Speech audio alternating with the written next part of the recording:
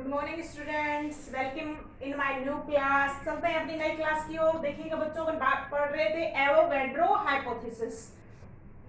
मैंने बात की थी कि नेक्स्ट क्लास में बात की करेंगे हम किसकी, applications of the Avogadro hypothesis. What is से एवोगैड्रो? एवोगैड्रो से under similar condition of the temperature and pressure equal volume of the all gases have equal number of molecules. So this is Avogadro hypothesis. अब बात करते हैं application of the Avogadro hypothesis में। First है calculation of atomicity in elementary gases like O2, Cl2, H2, etc. हम किसकी बात करेंगे, किसका कैलकुलेशन करेंगे? एटोमिसिटी कैलकुलेट करेंगे किसमें, किसी भी एलिमेंट्री गैस के अंदर। अब देखिएगा व्हाट इज एटोमिसिटी। सबसे पहले हम बात करेंगे कि एटोमिसिटी क्या होती है। Atomicity, What is atomicity? तो देखिएगा एटोमिसिटी क्या है? The number of atoms present, the number of atoms present in a molecule, the number of atoms present in its one molecule in its one molecule of a substance is called atomicity. कि किसी भी एक molecule के अंदर कितने atom present हैं वो उसकी क्या कहलाएगी, एटोमिसिटी होगी। अब देखिएगा अपन यहाँ पे एग्जाम्पल की बात करते हैं, कैलकुलेशन करके दिखाएंगे एटोमिसिटी कैसे कैलकुलेट करता है। देखिएगा हम एग्जाम्पल की बात करते हैं। हमने एग्जाम्पल लिया है वाटर। देखिएगा हाइड्रोजन रिएक्ट विद ऑक्सीजन, तो क्या फॉर्म होगा आपका H2O।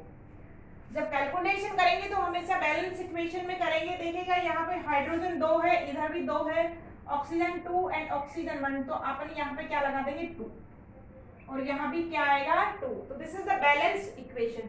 अब देखिएगा एवोगैड्रो किसकी बात करता है कि इसके कितने मॉलिक्यूल पार्टिसिपेट करेंगे, 2 मॉलिक्यूल्स।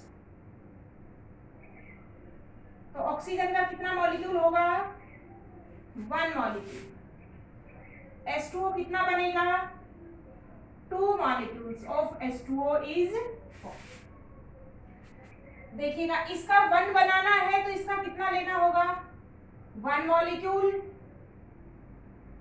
इसका कितना लेना होगा, हाफ मॉलिक्यूल, और इसका कितना लेना हो बनेगा 1 मॉलिक्यूल। एटोमिसिटी कैलकुलेशन देखिएगा H2O की बात करते हैं। H2O में मास ऑफ H2O कितना होता है अपने पास, 1 × 2 + 16, तो कितना होता है 18 AMU। अब देखिएगा हाइड्रोजन का मास कितना है, मास ऑफ हाइड्रोजन है यहाँ पे 2 AMU। तो ऑक्सीजन का कितना रह गया,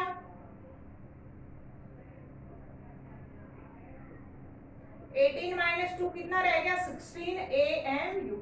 इसका मतलब 18 ग्राम अगर वाटर का वेट है तो उसमें 16 ग्राम किसका है, ऑक्सीजन। और 16 ग्राम कितने ऑक्सीजन एटम का होता है, 1 ऑक्सीजन एटम।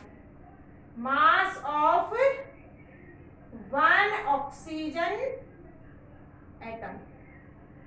इसका मतलब वाटर मॉलिक्यूल में कितने एटम प्रेजेंट हैं, 1 ऑक्सीजन एटम।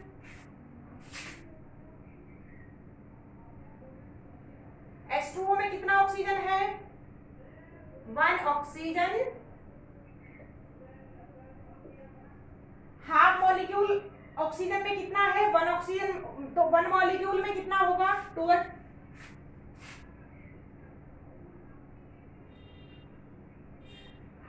ऑक्सीजन मॉलिक्यूल में कितना ऑक्सीजन एटम होगा?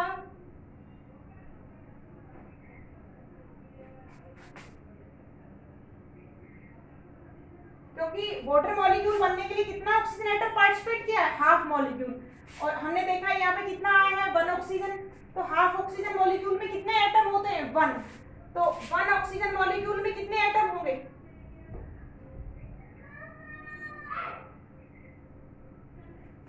2। तो आप ऑक्सीजन की एटॉमिसिटी देखेंगे तो कितना होगा? 2 होगी। एटॉमिसिटी ऑफ O2 कितना होगा? 2 होगा। और वाटर के अंदर कितनी होगी? 1। तो this is the calculation of atomicity. देखिए बच्चों, सेकंड जो एप्लीकेशन वो है क्या है अपनी? Determination of relationship between vapour density and molar mass of a gas. किस किस के बीच में रिलेशन मेंटेन करना है अपन को? Vapour density and molar mass. देखिएगा, वेपर डेंसिटी और मोलर मास में डायरेक्ट रिलेशन की बात करूंगी मैं पहले। Vapour density equal to molar mass by 2, ये रिलेशन हमको डायरेक्ट याद रखना है for the numericals. Very very important reaction है बच्चों। जो मोल कॉन्सेप्ट के न्यूमेरिकल हम करेंगे या अदर कोई फिजिकल केमिस्ट्री के आप न्यूमेरिकल करते हैं तो उसमें ये रिलेशन कई बार काम आता है। आपको वेपर डेंसिटी दे देता है, मोलर मास का कैलकुलेशन हमको करना होता है, तो अपन रिलेशन कौन सा काम में लेंगे? Vapour density equal to molar mass by 2। देखिए what is the vapour density? देखिएगा, vapour density of a gas, vapour की बात करेंगे तो वही बकायदा आपका सब्सटेंस क्या गैसेस फॉर्म होगा। तो vapour density of a gas is the ratio between the mass of certain volume of a gas to the mass of the same volume of hydrogen gas under the similar condition of temperature and pressure. तो हम formula बनाते हैं कि vapour density क्या है। देखिएगा बच्चों, vapour density equal to क्या हो जाएगा? मास ऑफ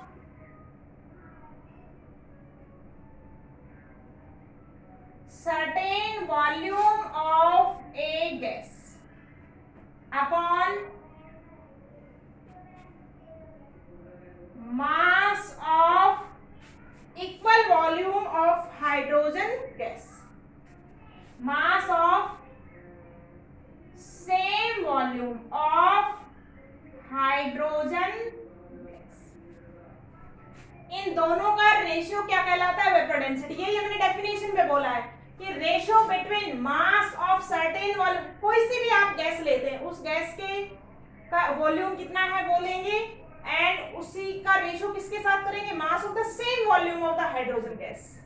तो आपका क्या कहलाएगा? Vapour density. अब देखिएगा, अकॉर्डिंग टू एवोगैड्रो हाइपोथेसिस, देखिएगा बच्चों,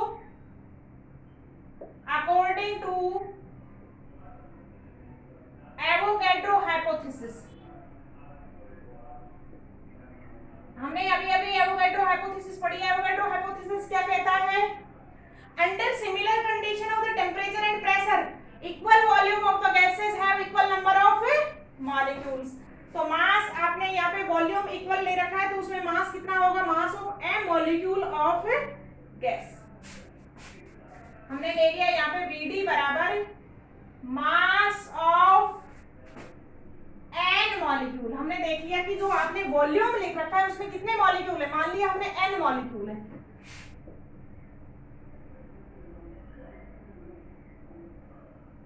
और mass of N molecule of hydrogen gas. यहाँ पे वॉल्यूम को मैंने किससे रिलेट कर दिया? नंबर ऑफ मॉलिक्यूल्स से, क्योंकि हाइपोथेसिस क्या कहता है कि equal number of molecules have, sorry, equal number of volume have equal number of molecules. तो आपका मैंने वॉल्यूम को किससे रिप्लेस कर दिया? मॉलिक्यूल से रिप्लेस कर दिया कि मास ऑफ, मैंने मान लिया कि जो वॉल्यूम आपने ले रखा है उसमें कितने मॉलिक्यूल हैं? एन मॉलिक्यूल है। इसके एन मॉलिक्यूल है तो हाइड्रोजन के भी कितने मॉलिक्यूल होंगे? एन होंगे। तो mass of n molecule of a gas divided by mass of n molecule of hydrogen atom. अब मान लेते हैं कि 1 मॉलिक्यूल है किसी गैस का, तो आप इक्वल टू क्या लिख सकते हैं, mass of 1 molecule of a gas. तो हाइड्रोजन के भी कितने मॉलिक्यूल हो जाएंगे, 1। Mass of 1 molecule of hydrogen gas. अब ये बताइएगा बच्चों कि 1 मॉलिक्यूल हाइड्रोजन है, आपके पास 1 मॉलिक्यूल हाइड्रोजन है, तो उसमें कितने एटम होंगे, 2 एटम होंगे। H प्लस H मिलके आपका क्या बनाता है, H2 मॉलिक्यूल फॉर्म करता है। तो 1 मॉलिक्यूल में कितने एटम हो जाएंगे, 2 एटम हो जाएंगे। तो हम क्या लिख सकते हैं, Vd बराबर mass of 1 molecule of a gas. जो भी आप गैस लेते हैं उसके 1 मॉलिक्यूल का mass divided by mass of 2 hydrogen atom. क्योंकि हमको पता है कि 1 मॉलिक्यूल हाइड्रोजन में कितने एटम होंगे, 2 एटम होंगे। तो mass of 2 hydrogen atom, mass of 1 molecule को क्या कहेंगे, मॉलिक्यूलर मास। तो आप क्या लिख सकते हैं, मॉलिक्यूलर मास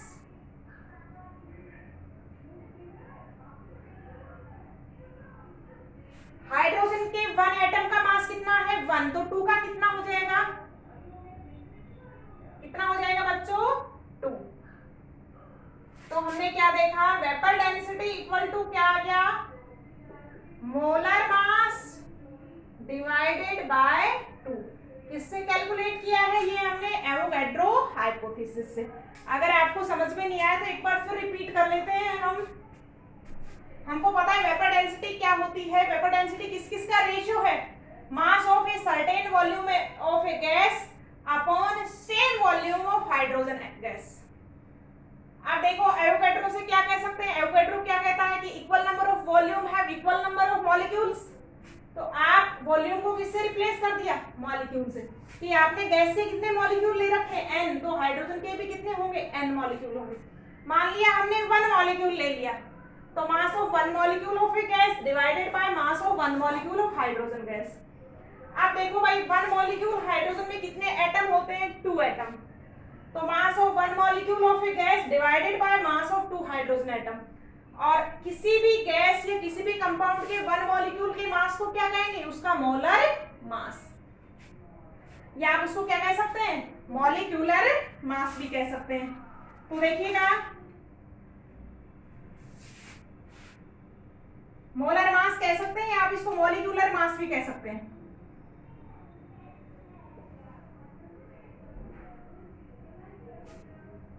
ठीक है, तो मॉलिक्यूलर मास डिवाइडेड बाय 2 हो जाएगा वेपर डेंसिटी का रिलेशन। ये रिलेशन हमको डायरेक्ट जरूर याद रखना है। ठीक है, आया कहां से है, एवोगैड्रो एप्लीकेशन से आया। नेक्स्ट क्लास में हम नेक्स्ट एप्लीकेशन की बात करेंगे। All the best students.